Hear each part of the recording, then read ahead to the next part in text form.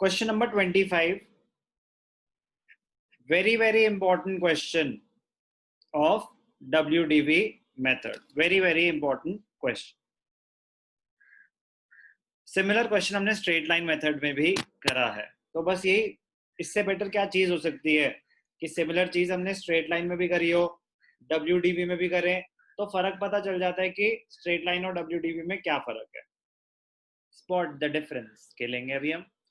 A company purchased on 1st July 2015 machinery costing rupees 30,000. तो पहली machine 1st July 2015 कितने की? 30,000.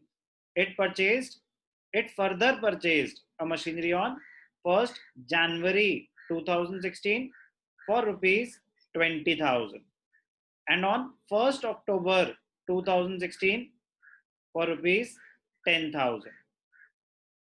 On 1st April 2017, 1/3 of the machinery installed on 1st July 2015 became obsolete and was sold for 3,000. तो 1st April 2017 को आपने 1/3 of M1 बेच दिया. 10% per annum written down value method. ठीक है, तो 2017 3 साल का हम दिखाएंगे, 15, 16, 16, 17, 17, 18. कुछ मेंशन नहीं होगा, तो जितने सालों की इंफॉर्मेशन है उतने सालों का आपको दिखाना होगा. अब ध्यान से देखना, क्वेश्चन स्टार्ट करने से पहले आपको बनाना चाहिए एक छोटा सा वर्किंग नोट. वर्किंग नोट में आपको क्या दिखाना चाहिए? सबसे पहले परचेज ऑफ मशीनरी. कब कब आपने एसेट खरीदा? M1 कब खरीदा? 1st जुलाई 2015. ये कब आता है? 15-16 में. लिख लोगे, गलती नहीं होगी. कितने का खरीदा? 30,000.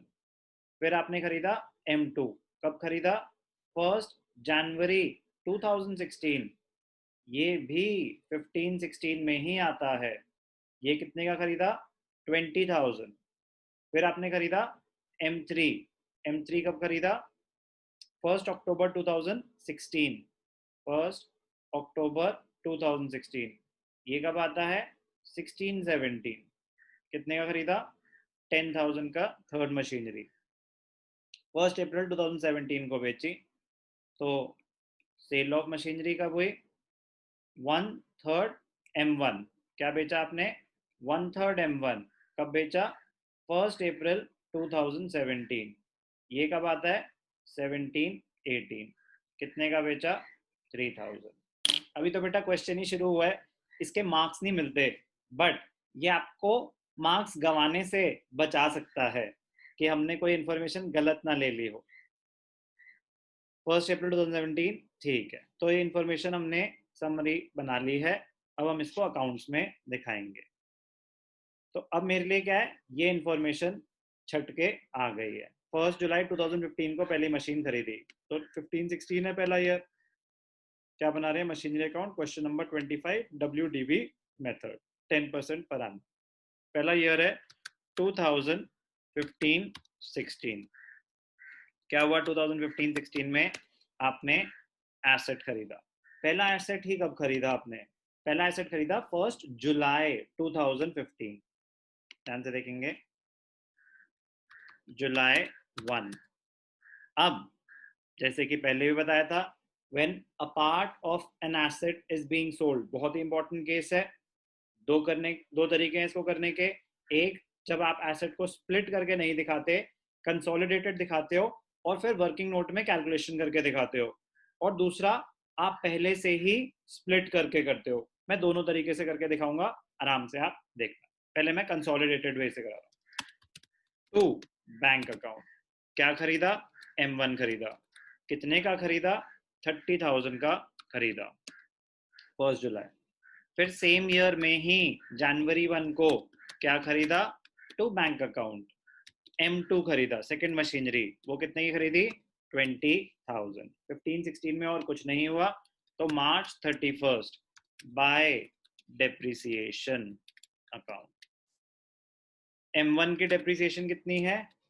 30,000 का 10% फॉर 9 months, क्योंकि आपने जुलाई में खरीदा है, ध्यान रखना है, फॉर 9 months।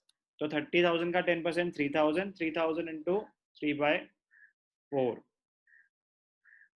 2250, 2250, 30,000 का 30,000 का 10%, 3,000, 3,015, 2250, ठीक है। M2 20,000 का है, 10% उसके डेप्रिसिएशन 10/100 लिख सकते हैं आप। 1 जनवरी मतलब 3 months के लिए यूज हुआ होगा, जनवरी फरवरी मार्च। 20,000 का 10% 2,000, 2,000 का 1/4 500, तो टोटल डेप्रिसिएशन कितनी हुई 2750। मार्च 31st by balance carried down. M1 कितने का है, M1 आपने 30,000 का खरीदा था, अभी तक उसके ऊपर 2250 की डेप्रिसिएशन लग चुकी है, तो क्लोजिंग बैलेंस क्या है इसका 27,750। M2 कितने का खरीदा था 20,000 माइनस 500, तो कितने का है 19,500। फर्स्ट ईयर की कैलकुलेशन और प्रेजेंटेशन में किसी को कोई भी डाउट?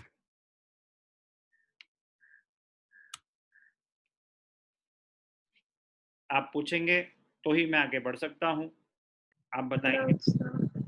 ठीक है, 15 16 डन। नेक्स्ट ईयर 16 17, 16 17 में क्या हुआ ध्यान से देखते हैं। 15 16 15 16 16 17 में हमने एक और मशीनरी खरीदी, जो बेची है वो 17 18 में बेची। 16 17 में जो खरीदी वो 1 अक्टूबर को जाके खरीदी 10,000। तो पहले हम ओपनिंग बैलेंस दिखा देते हैं। अप्रैल 1 2 बैलेंस BD, दो मशीन्स हैं M1 एंड M2। M1 कितने की है 27,750, M2 कितने की है 19,500।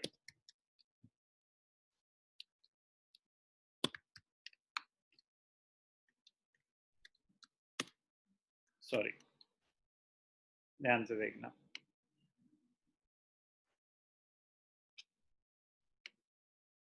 एक सेकंड।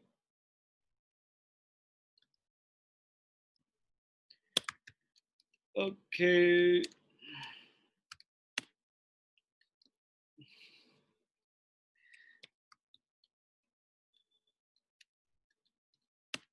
चलो 16 17 में हमने एक और एसेट खरीदा। कब खरीदा अक्टूबर 1 को खरीदा। कितने का खरीदा, टू बैंक अकाउंट M3 क्या खरीदा आप, थर्ड मशीनरी 10,000 की खरीदी। कब खरीदी अक्टूबर 1। इस साल हमने और कुछ नहीं करा, बस अब बुक्स क्लोज करनी है। तो बुक्स क्लोज करनी है, तो बुक्स क्लोज करने से पहले हमें डेप्रिसिएशन कैलकुलेट करनी पड़ती है। अब ध्यान से देखना, WDV मेथड है। बाय डेप्रिसिएशन M1 27,750 का 10%, यहाँ क्या आ जाएगा 2775। M2 की डेप्रिसिएशन कितनी होगी 19,500 का 10%, 1950। बस यही फर्क है WDV और स्ट्रेट लाइन में। स्ट्रेट लाइन में 30,000 पे कैलकुलेट हो रही होती, 20,000 पे कैलकुलेट हो रही होती। M3 तो इसी साल खरीदी है, कितनी खरीदी है 10,000 का 10% फॉर 6 months। तो 10,000 का 10% 1,000, 1,000 का हाफ 500। बेटा यही मोस्ट इंपॉर्टेंट पॉइंट होता है। मोस्ट इंपॉर्टेंट तो क्या, the only difference between straight line and WDV। Most important तो अभी आने वाला है।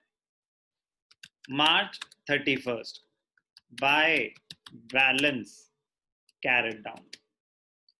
M1 के अब क्लोजिंग बैलेंस क्या है 27,750 minus 2775, 27,750 minus 2775, 24 975, 24975. M2 19,500 minus 1950, 17,550. Let us verify. 19,500 minus 1950, 17,550. M3 10,000 minus 500, which is equal to 9,500. Second year done. Third year है year of sale, most important year. Depreciation में मोस्ट इंपॉर्टेंट ईयर होता है जब हम asset बेच रहे हैं. 16-17 तक किसी को किसी भी कैलकुलेशन या प्रेजेंटेशन में कोई डाउट? जल्दी बोलेंगे. No, sir. No, sir. Okay, thank you. 16-17 done. 17-18 जब साल स्टार्ट हुआ, अप्रैल 1 टू बैलेंस बीडी. क्या क्या है आपके पास? M1, M2, M3. M1 कितने की है? 24975. M2 कितने की है? 17550. M3 कितने की है? 9500. टोटल एसेट कितने का है? 52025. अब ध्यान से देखना, एसेट कब बेचा? 1 अप्रैल को बेचा, तो आपका काम थोड़ा सा आसान हो जाता है, एडिशनल डेप्रिसिएशन नहीं निकालनी पड़ती. 1 अप्रैल को बेचा है, ठीक है. अब ध्यान से देखना, most important working note of this question. Most important working note of this question. 24975, 24975 तो आपके टोटल एसेट की वैल्यू है. 24975 क्या है? M1 की पूरी M1 की वैल्यू. आप तो उसका 1/3 बेच रहे हो, तो इसको कैसे दिखाएंगे? सारा खेल यही है. 24975 M1 की वैल्यू है. ध्यान से देखना बेटा, इस क्वेश्चन का मोस्ट इंपॉर्टेंट वर्किंग नोट. ध्यान से देखना. तो M1 की वैल्यू क्या है? 24975. वेरीफाई करते हैं. 975 है, 925 है, 975. 24975 M1 की वैल्यू है टोटल. अब इसका कुछ पार्ट आप बेच रहे हो, कुछ पार्ट बच गया. Sold remaining. कितना पार्ट बेच रहे हो, यही सबसे इंपॉर्टेंट पॉइंट है. 1/3 ऑफ 24975 आप बेच रहे हो, तो 8 24975 divide by 3. 3 8s are 24, 3 3s are 9, 3 2s are, एक सेकंड,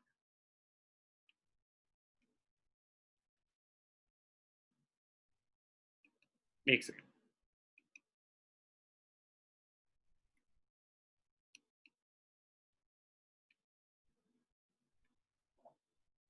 3 2s are 6, 8 3 2 5. तो 1/3 वैल्यू क्या आई? 8325. तो बेटा जो बच गया 2/3, उसकी वैल्यू क्या है? 24975 इंटू 2/3, तो 16,650. 8325 का डबल. ऐड करके वेरीफाई जरूर कर लेना चाहिए. 16,824, 24,975. तो 1/3 8325, 2/3 16650. इस कैलकुलेशन में किसी को कोई डाउट?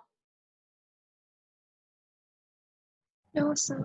ओके, अब ध्यान से देखना, ये तो है बुक वैल्यू. ये जो 8325 आपने निकाला, ये क्या है? Book value. कब? ऑन 1 अप्रैल 2018. 1/3 की बुक वैल्यू. बेचा कितने का? सेल वैल्यू है 3000. तो लॉस कितना हुआ? लॉस हुआ 8325 माइनस 3000. कितना लॉस हुआ? 5325. तो लॉस कैसे दिखाएंगे? ध्यान से देखना.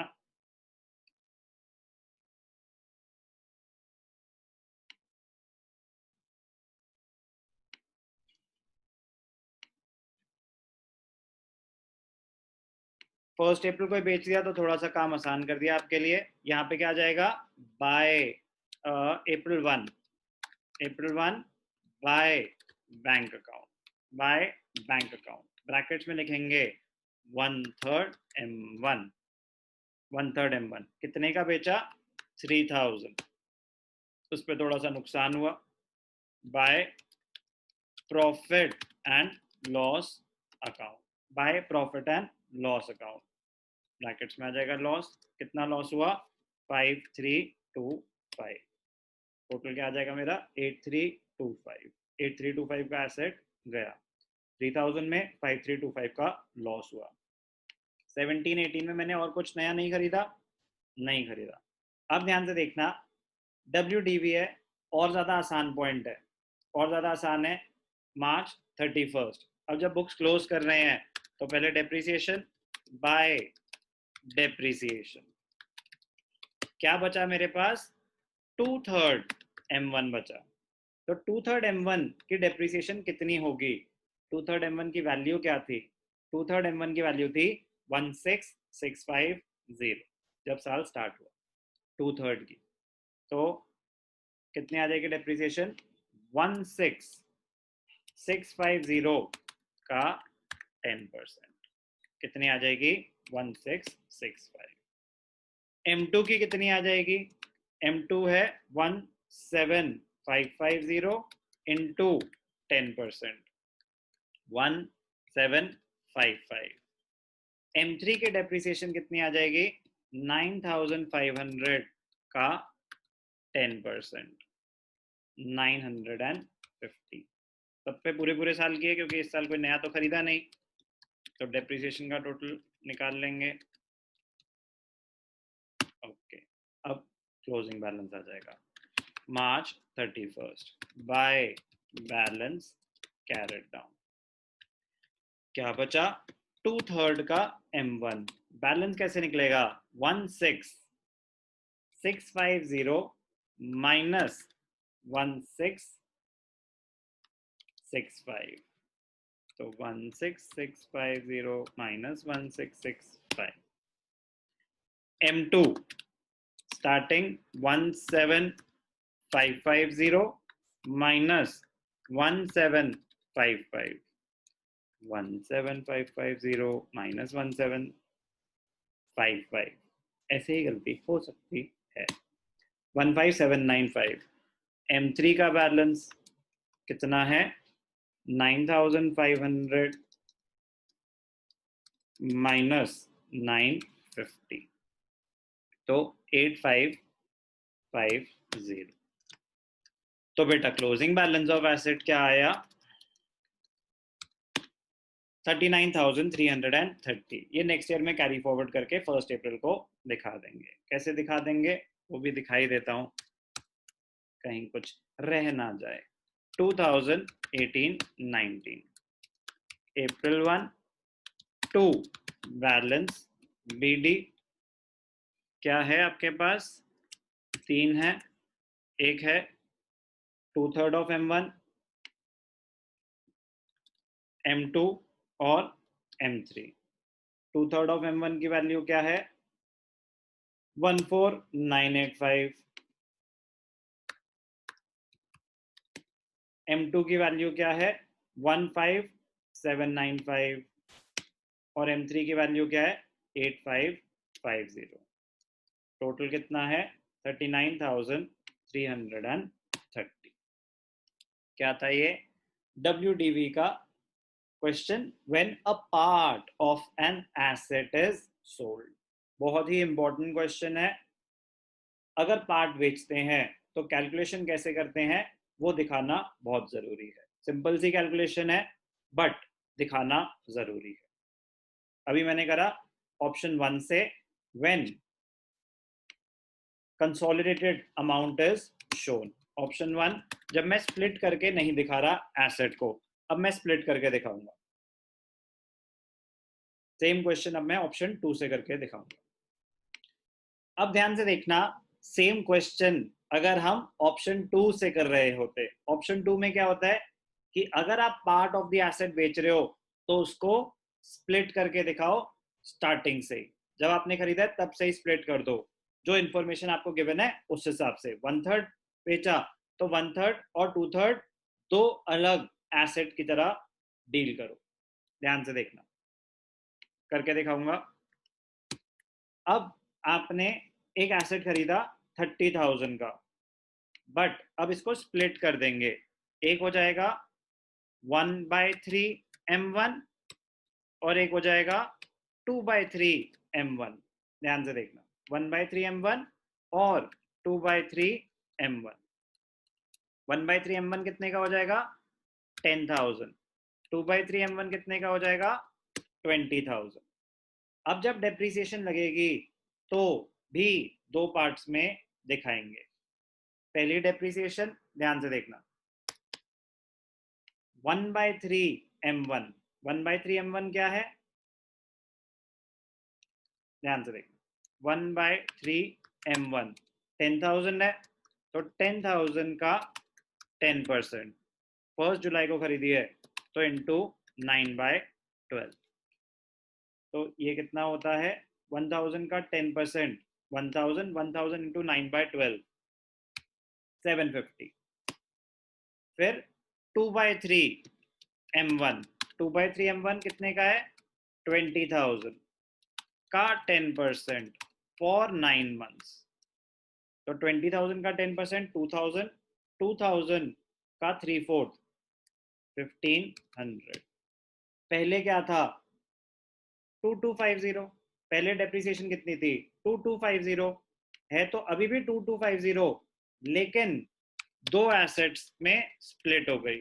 टोटल एसेट, टोटल डेप्रिसिएशन अभी भी 2750 ही है। टोटल्स में कोई चेंज नहीं आने वाला, M2 में कोई चेंज नहीं आने वाला। M1 को स्प्लिट कर रहे हैं, जहां जहां M1 आएगा वहां वो दो पार्ट्स में आएगा। अब जब क्लोजिंग बैलेंस निकलेगा तो 1/3 M1 कितना है? 10,000 का एसेट था, उस पर डेप्रिसिएशन लगी 750, तो क्या बैलेंस है? 9250। 2/3 M1 20,000 का एसेट था, उस पर डेप्रिसिएशन लगी कितनी? 1,500, तो कितना बैलेंस है? 18,500। तो टोटल एसेट कितने का है? Total asset 47,250। डेबिट्स कितने हैं? 50,000। क्रेडिट्स कितने हैं? 50,000। बस ये ध्यान रखना, यहाँ पे भी वो टोटल तो सेम ही था, वो फॉर्मूला कभी कभी ऊंचा नीचा हो जाता है। ठीक है, तो जब हमने ऑप्शन 1 से किया था तो डेप्रिसिएशन 2750, एसेट की वैल्यू 47,250। अब ऑप्शन 2 से कर रहे हैं, टोटल डेप्रिसिएशन अभी भी 2750, एसेट की वैल्यू अभी भी 47,250। बस अब हम स्प्लिट करके दिखा रहे हैं, 1/3 अलग 2/3 अलग, 1/3 अलग 2/3 अलग। जहां जहां M1 आएगा स्प्लिट करके दिखाएंगे। फर्स्ट ईयर में किसी को कोई भी doubt? No, sir. Okay. Second year में ध्यान से देखना, जब साल स्टार्ट हुआ तो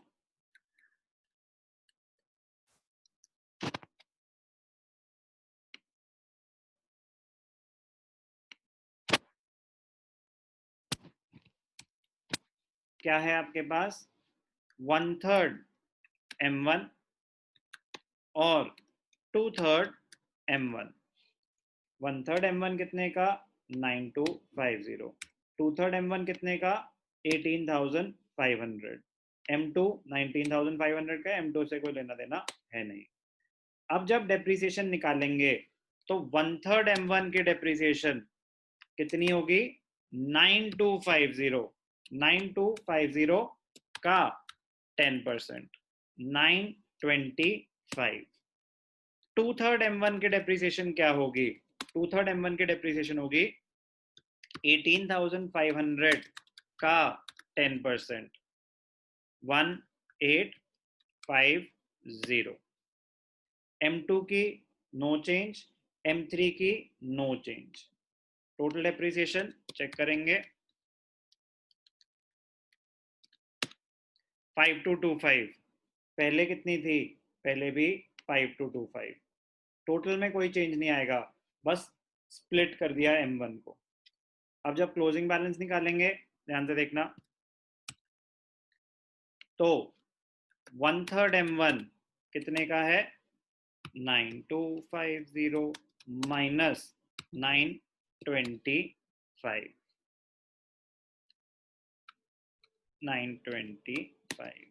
8325 2/3 M1 कितने का है 2/3 M1 है 18,500 माइनस 1850 18,500 माइनस 1850 16650।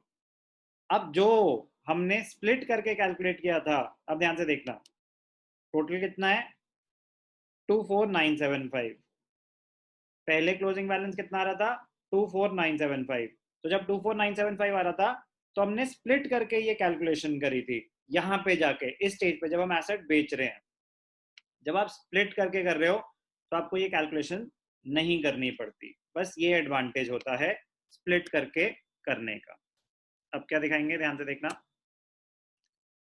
जब साल स्टार्ट हुआ तो 1/3 M1 2/3 M1, 1/3 M1 कितने का 8325, 2/3 M1 कितने का 16650, M2 और M3 में कोई दिक्कत नहीं 52025। अब आपने 1/3 M1 बेच दिया, कितने का बेच दिया 3000 का बेच दिया, वैल्यू क्या थी 8325, आपके पास ऑलरेडी कैलकुलेशन हो रखी है, तो आप डायरेक्टली लॉस कैलकुलेट कर देंगे, लॉस कितने का हुआ 5325। इस केस में बस आपको एक ही वर्किंग नोट बनाना चाहिए, यहाँ पे ये सारी कैलकुलेशन की जरूरत ही नहीं है, यहाँ पे हम डायरेक्टली एक ही वर्किंग नोट दिखा देंगे क्या कि लॉस कितना हुआ, लॉस कितना हुआ ध्यान से देखना, एक ही वर्किंग नोट काफी है, यहाँ पे हम directly loss is equal to book value minus sale value, तो book value minus sale value, तो loss is equal to 8325 minus 3000, क्या हो जाएगा 5325।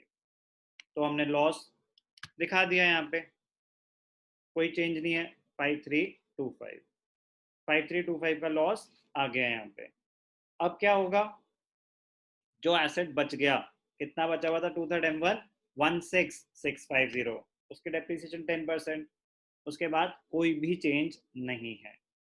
तो ये भी चीज क्लियर हो गई कि स्प्लिट करके फायदा क्या होता है, ये जो वर्किंग नोट बनाया इसको बनाने की जरूरत नहीं होती, क्यों, हम स्टार्टिंग से ऑलरेडी 1/3 और 2/3 को स्प्लिट करके दिखा रहे हैं। अब क्वेश्चन यार 1/3 का है या 1/4 का है, उससे कोई फर्क नहीं पड़ता, स्ट्रेट लाइन मेथड का है या WDV का है, उससे कोई फर्क नहीं पड़ता, बस आपको कैलकुलेशन ध्यान से करनी होती है, डेट्स का ध्यान देना होता है। WDV में depreciation will be calculated on the reduced balance, that's it, और कोई फर्क नहीं है स्ट्रेट लाइन और WDV में। क्वेश्चन नंबर 25 करा हमने, दोनों ऑप्शन मैंने आपको करके दिखाए। When a part of an asset is being sold, तो मैं एक साथ अमाउंट दिखाऊंगा तो कैसी प्रेजेंटेशन होगी, मैं स्प्लिट करके अमाउंट दिखाऊंगा तो कैसी प्रेजेंटेशन होगी। मैच कर रहा है, वेरी गुड।